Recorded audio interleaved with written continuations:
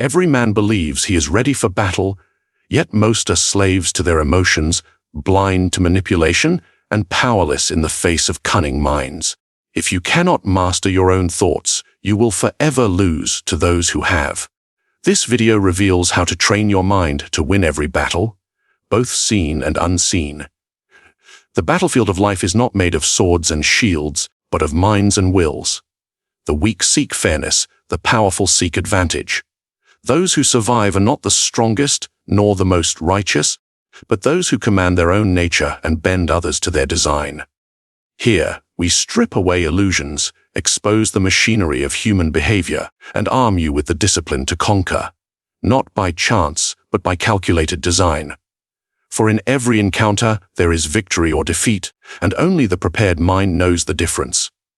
Power begins not with armies, wealth, or allies, but with command over oneself. You may desire to rule others, to win battles, to impose your will.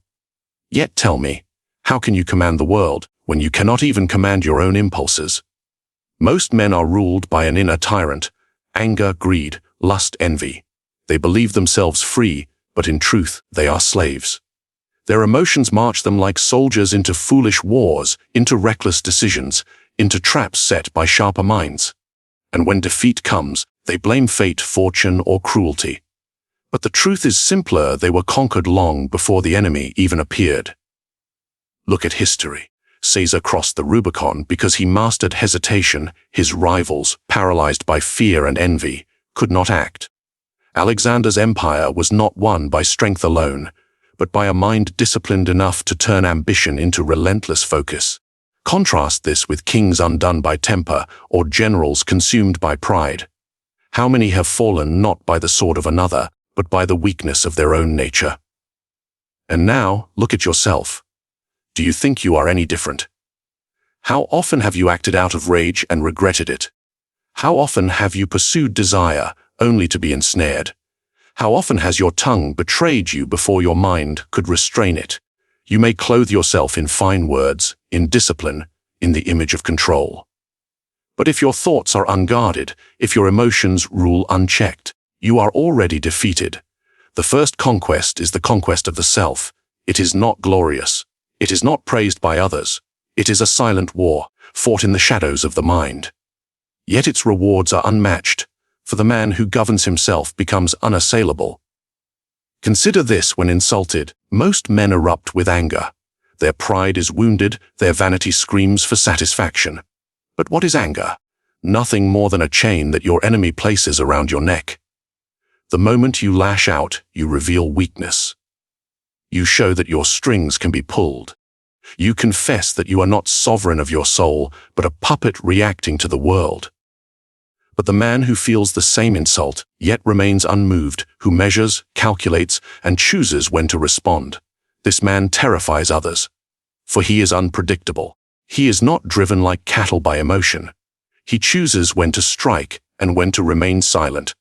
He rules not only himself, but the battlefield of perception. Psychology confirms what princes have always known: the undisciplined mind craves immediate relief, while the disciplined mind seeks long-term power. Studies of impulse show that those who can delay gratification, who can restrain desire in the moment, often rise higher in wealth, influence, and authority. Why?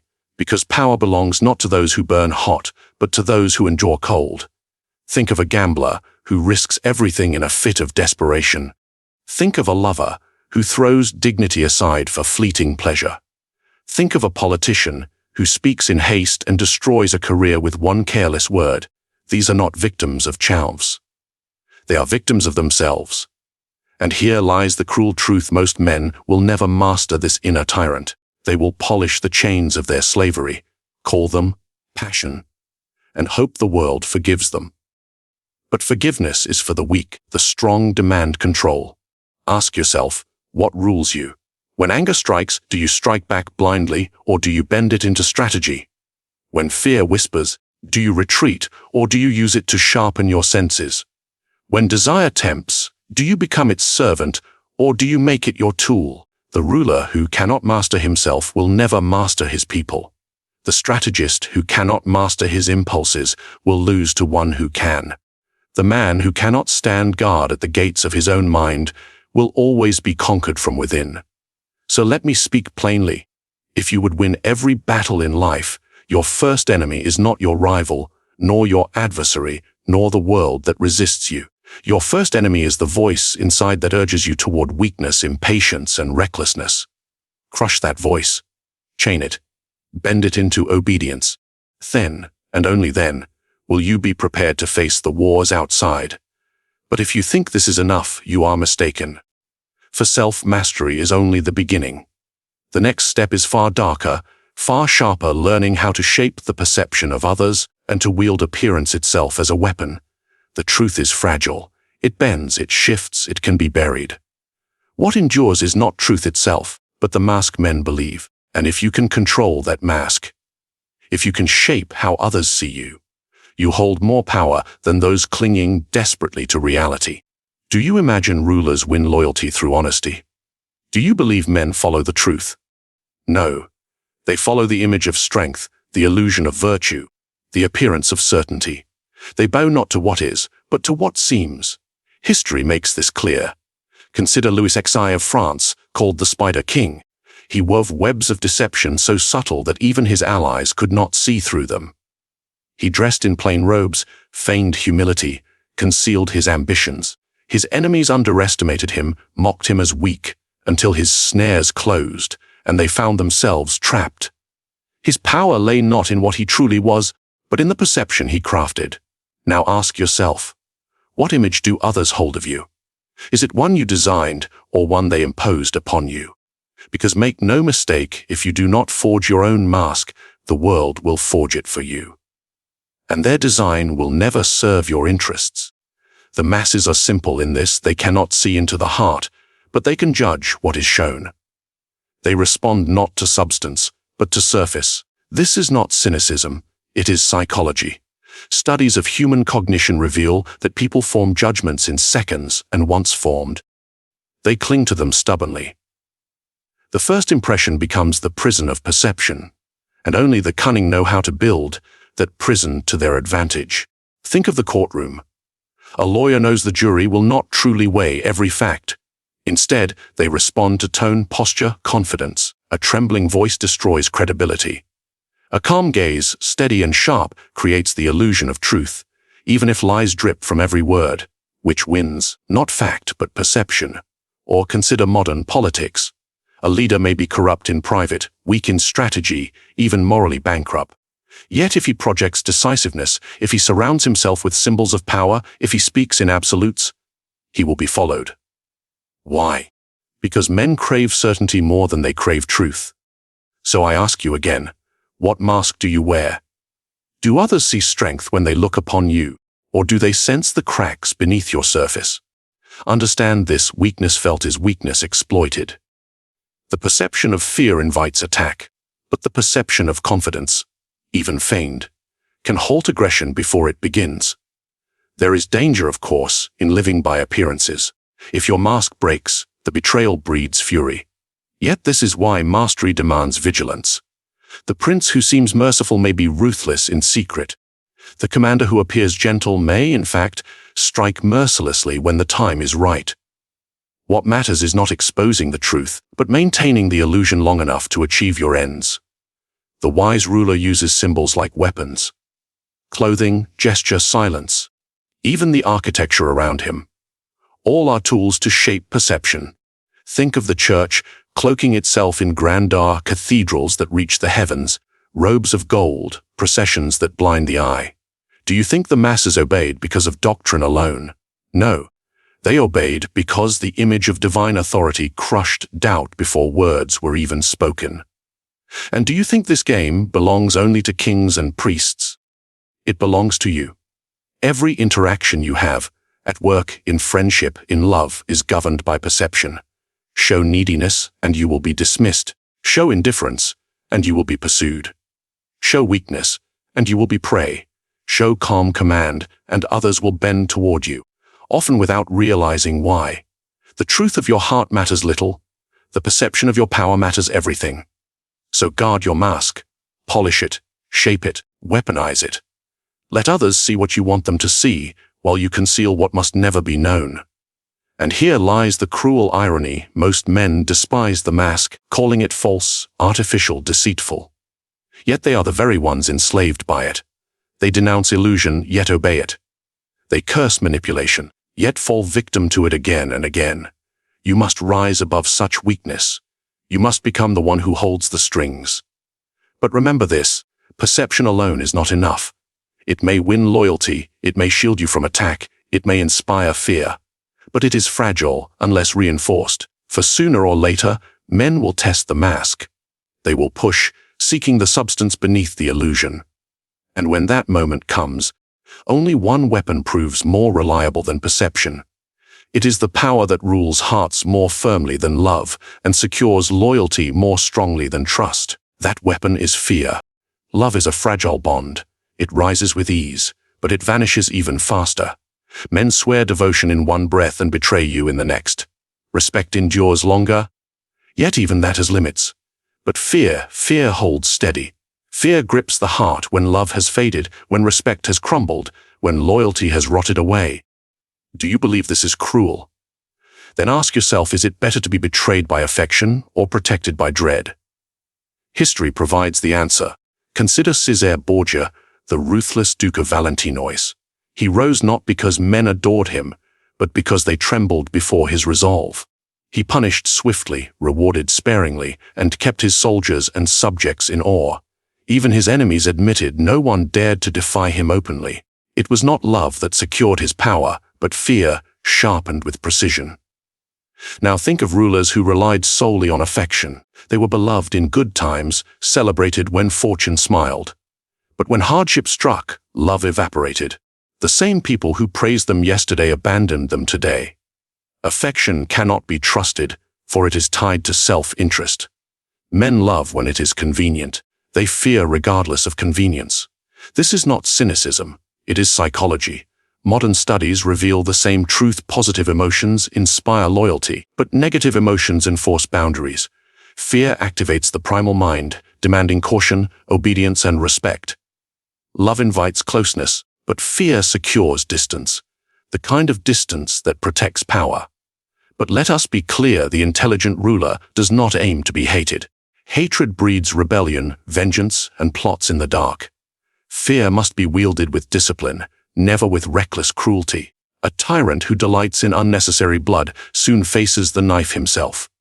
Yet a leader who cultivates measured fear, who punishes betrayal swiftly, but leaves no stain of needless malice, commands obedience without awakening desperate rage. So I ask you, what do others feel when they think of you? Do they love you, but feel free to test you, to press against your limits? Or do they hold a quiet dread, a hesitation to cross you, even when affection wanes? Which one guarantees your survival? Look at the modern world. In the workplace, who holds authority? The manager who tries to be everyone's friend, or the one whose disappointment carries weight, whose reprimand lingers in the mind? Among friends, who shapes the group, the one everyone enjoys, or the one no one dares to disrespect? In relationships, who is pursued? The one who clings with affection, or the one whose absence is feared? Respect without fear collapses into familiarity. Love without fear collapses into neglect. But fear, joined with respect, creates the most enduring foundation of power. Do not mistake fear for brutality. Fear does not require constant violence. It requires presence, discipline, and consequence. When people know there is a line they cannot cross, when they feel that crossing it leads to punishment, they remain obedient. You do not need to raise the sword often, only enough to ensure the memory of it lingers. Think of the lion and the fox. The lion terrifies with strength, the fox deceives with cunning. Alone, each is limited, but together they make a ruler invincible. So too must you combine fear and respect. Too much fear without respect, and you are seen as a tyrant. Too much respect without fear, and you are seen as weak. Balance them, and no one can easily move against you. But remember this truth: love is voluntary, fear is inevitable. A man may choose not to love you. He cannot choose not to fear you if you hold the means to enforce it. So train yourself to inspire both. Let men respect your wisdom, your discipline, your strength. But let them also hesitate before crossing you, as one hesitates before stepping too close to fire. For respect without fear invites boldness, but respect with fear creates lasting obedience. And ask yourself now, when you leave a room, do people breathe easier? Or do they feel your presence still lingering, shaping their behavior even in your absence? If they breathe easier, you have only affection. If they feel your weight, even unseen, you have power. But fear alone cannot carry you through every battle, for the deepest manipulation lies not in punishment, but in knowing how to exploit the hidden weaknesses of human nature. The desires, the insecurities, the vanities that rule men more surely than chains. Power is not seized by force alone. It is taken through knowledge of human weakness. For men are not strong, rational, or disciplined creatures. They are fragile, driven by vanity, greed, insecurity, and the endless thirst for recognition. To rule them, you do not fight their nature, you exploit it. Ask yourself what drives the people around you. Do they seek truth? Or do they seek comfort, wealth, validation, escape? The answer is clear. Men are slaves to appetite. They clothe their desires in noble words, but behind the mask lies hunger, and whoever feeds that hunger or threatens to starve it holds the reins of control. History is full of such lessons. Consider the Medici in Florence. They understood that wealth is not merely money. It is a leash. By financing artists, scholars, and even rivals, they bound men with invisible chains. Gratitude, dependency, and vanity kept those men loyal far more effectively than oaths ever could. Their power did not rest only in soldiers, but in their mastery of human desire. Now look closer to your own world. Think of the workplace. The ambitious colleague who flatters his superiors does not do so because he loves them, but because he has understood their vanity. The boss who promotes him may believe in his loyalty, when in truth, he is a master of manipulation. The same principle governs politics, religion, and even intimacy. Those who rise are not always the most capable, but those most skilled at exploiting weakness. But let us break this further. What are the common weaknesses you must learn to recognize and use? Vanity is the easiest. Every man longs to feel important. Praise a man's intelligence, and he will believe you, even if he is a fool. Pretend to seek someone's guidance, and they will trust you, because nothing feeds the ego more than feeling indispensable. Entire kingdoms have been swayed through nothing more than well-placed flattery. Greed is another chain. Offer a man the chance to profit, and you will find how quickly principles vanish. Men cloak their greed in ambition or opportunity, but in truth, their hunger is predictable. Promise gain, threaten loss. This is the language most understand. Fear of rejection, of insignificance, of being forgotten. This, too, is a weapon. Men will betray their own beliefs just to belong. They will sacrifice loyalty for the chance to sit among those who seem powerful. The outcast is desperate, and the desperate man is easily controlled. Now, you may ask, if this is true, how do you defend yourself against it? The answer is harsh. You cannot erase weakness, but you can discipline it. By knowing your own vanities, your own hungers, you can guard them. By understanding how you can be manipulated, you dull the edge of the blade. But do not imagine you can become immune. Even the greatest rulers fell when their weaknesses were played against them. The goal is not perfection, but vigilance. Observe carefully, then strike subtly. When you know a man's vanity, feed it until he trusts you. When you know his greed, offer him rewards you can later withdraw. When you know his fear, remind him, gently, that safety lies only with you. The man who believes you are his salvation will never realize you are also his captor. But remember, this exploitation must be precise. If you are too obvious, resentment grows. If you strip a man bare, he will turn against you. The true strategist leaves his prey just enough dignity to believe they chose freely. Men tolerate manipulation when it flatters their illusions. They rebel only when they see the chains too clearly. Think of religion. Priests throughout history promised salvation while exploiting fear of damnation. People obeyed, not because they understood theology, but because they needed hope. The illusion of choice, heaven or hell, was enough to bind millions. This is the art of power, using weakness to construct obedience that feels voluntary. And now, reflect on your own life. Do you believe you are free from such manipulation? Or are you already ensnared, guided by fears you will not admit, by desires you dare not confront? To see clearly is rare. To use what you see is the mark of mastery.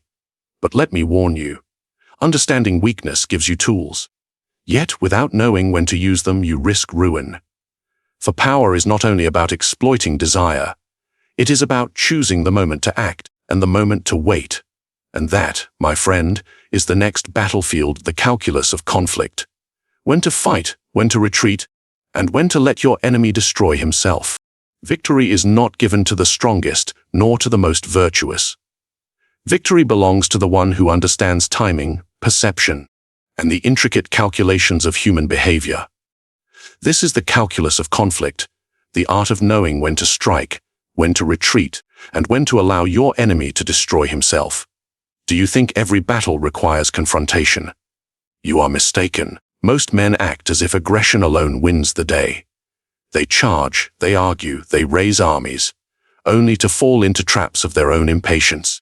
The clever ruler knows that waiting, observing, and positioning can achieve more than rash action. Consider Hannibal at Cannae. He faced a Roman army larger than any force he commanded. A lesser general would have attacked immediately, trusting in valor. Hannibal observed, manipulated the terrain, lured the Romans into a trap of their own hubris, and annihilated them. He understood the enemy's psychology. He used patience as a weapon. He let the enemy fight himself into weakness. This is the calculus of conflict. And ask yourself, how often do you act without observing? How often do you push forward simply because motion feels like power? Men mistake activity for strength. The wise man knows that power lies not in motion, but in leverage. He waits until the enemy exposes weakness, until emotion blinds judgment, until greed, fear, or pride compels action. Then he strikes decisively, with results that appear effortless, but are in truth the product of calculation. This principle is not confined to war. In politics, a diplomat delays response, allowing rivals to overcommit. In business, the strategist withholds bids, lets competitors overextend, and seizes the market only when victory is assured. In relationships, the manipulator waits, observes patterns, and influences subtly, ensuring that others' choices lead them exactly where he intends. Do you perceive the lesson? Conflict is not always direct. Sometimes it is invisible. Sometimes it is a series of moves that unfold over months or years, where every gesture, every word, every appearance is a chess piece, and the opponent, unaware, moves himself into defeat. History offers countless examples. Consider Louis I of France. He fostered alliances only to dismantle them when convenient. He allowed enemies to consolidate power, only to strike when they were overextended.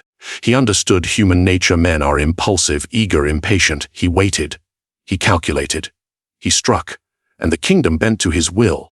Now reflect on yourself. How many conflicts have you entered hastily? How often have you given your opponents opportunities to exploit your mistakes? How often have you charged into battle while blind to their weaknesses? The answer is clear, is it not? The undisciplined man is conquered not by superior skill, but by miscalculation. By failing to account for the subtleties of human behavior. The calculus of conflict demands more than observation. It demands control of your own mind. Impulse is your enemy. Anger clouds judgment. Pride misleads. The man who cannot restrain himself will always miscalculate.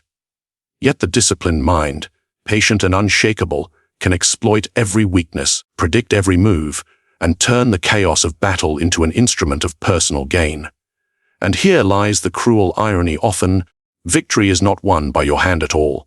Sometimes it is the enemy who fights himself, exhausted by pride, blinded by greed, or goaded by fear. Your role is to orchestrate subtly, to apply pressure, and to remain invisible until the moment the collapse becomes inevitable. Then, you step forward and claim what others have labored to destroy themselves. Think of it. How many battles are truly fought with swords? How many are decided with patience, timing, and foresight? History is full of those who struck first and lost, and those who waited and triumphed. Sun Tzu said it well: the supreme art of war is to subdue the enemy without fighting. This is not philosophy, it is strategy. It is the calculus of conflict. And now, let me ask you, are you prepared to master this art? Can you watch, wait, manipulate, and strike with precision? Or will you continue to act in haste, feeding the ambitions and weaknesses of others, while leaving your own potential unfulfilled? Because once you understand this principle, you see clearly that the greatest victories are never obvious. The most dangerous enemies are often those who attack in plain sight, and the most powerful rulers are those who make others destroy themselves while they remain untouched. But patience, observation, and timing are only part of the equation. The final step, the one that separates the victorious from the defeated, lies in mastering the mind of your adversary while concealing your own. The greatest power is unseen. It is not the army that marches under your banner, nor the wealth that fills your coffers, nor the loyalty of allies. It is the mind itself, a fortress impervious to intrusion, manipulation, and despair. Those who rule their minds rule the world. Those who do not are already conquered, even while standing among the living. Ask yourself, how often have your thoughts betrayed you? How often have fear, doubt, or desire led you to misstep? The weak are always their own enemies, their minds a battleground lost before the first clash of swords. The strong, by contrast, train their intellect, sharpen their reasoning, and fortify themselves against the chaos of life. History is filled with examples of men who fell not to enemies, but to their own minds. Napoleon, brilliant on the battlefield, was undone by obsession and paranoia. He conquered nations, yet the fortress within him cracked under envy, pride, and the incessant weight of fear. Even the greatest genius cannot triumph without internal discipline. The mind must be guarded as carefully as a city with walls and towers. Consider the samurai of feudal Japan. They trained relentlessly, not only in combat, but in meditation and discipline. Their bodies were weapons, yes, but their minds were fortresses. The calm in battle, the absence of fear, the mastery over desire, these were what allowed a few disciplined warriors to withstand armies far greater in number. Strength is fleeting. Discipline endures. You must ask yourself, how fortified is your mind? How much of your behavior is dictated by external circumstance, by emotion, by the whims of others? If anger strikes and you lash out, you are breached. If desire tempts and you yield, you are compromised. If fear whispers and you retreat, you are overrun. The fortress is built upon several walls. First, self-awareness. You must know your impulses as clearly as you know the streets you walk. Greed, pride, lust, envy. These are the gates through which enemies enter. Guard them. Study them. Predict them. The man who understands his own flaws can redirect them into tools of strategy rather than instruments of ruin. Second, emotional discipline. Men are often destroyed by the invisible attacks of disappointment and insult. The insulted man reacts, the disciplined man calculates. He does not allow joy to cloud judgment, nor grief to obscure opportunity. He maintains a calm that disarms others, even as it shields him. Emotional control is armor, and without it, no weapon is safe. Third, intellectual rigor. Knowledge is the cannon that defends the fortress. Read, observe, and analyze constantly. Anticipate the moves of others. Understand the patterns of power. A mind that grasps human nature is a fortress no army can besiege. A mind blind to cunning is already prisoner to it. Do you see the danger of neglect? Most men fortify their bodies and neglect their minds. They train for battles they will never survive, while the real enemies, doubt, emotion, manipulation, move in unseen. They surrender their freedom to circumstance and whim, and yet call themselves masters of their lives. Now, reflect upon the subtle arts of manipulation. Those who would use others must first master themselves. You cannot bend another's will if your own is fractured. You cannot deceive, intimidate, or persuade if fear or desire governs your reasoning. The fortress allows you to stand unmoved, even as others collapse. It provides clarity when chaos reigns, vision when the world clouds your eyes, and strategy when instinct alone would betray you. Consider the rulers who achieved greatness quietly. They survived assassination attempts, betrayal, and shifting alliances, not by overwhelming force, but by the imperviousness of their mind. Calm in thought, ruthless in calculation, impenetrable in will. Their minds were walls, their strategy the battlements. Ask yourself, how often have you surrendered control, even in the smallest moments? How often has a fleeting emotion dictated your action, a small temptation diverted your course, or a rumor twisted your decision? Each lapse is a breach, each hesitation a crack in your walls. To win every battle in life, the fortress of the mind must be complete. Every gate must be secured, every tower watched, every wall reinforced with knowledge, discipline, and reflection. And even then, vigilance is eternal, for the world will test your mind as mercilessly as the sharpest blade. And once you have achieved this mastery, once your mind becomes unassailable, you will realize a truth that the weak never comprehend. The battles outside are insignificant. The true war, the ultimate conquest, lies within, because the man who masters himself cannot be defeated, he can only be outmaneuvered. Control is invisible. Power is silent. The man who bends others without their knowing holds dominion over fate itself.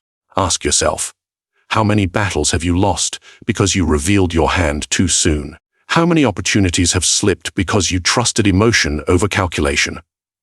Those who master perception, fear, desire, and the mind itself move unseen.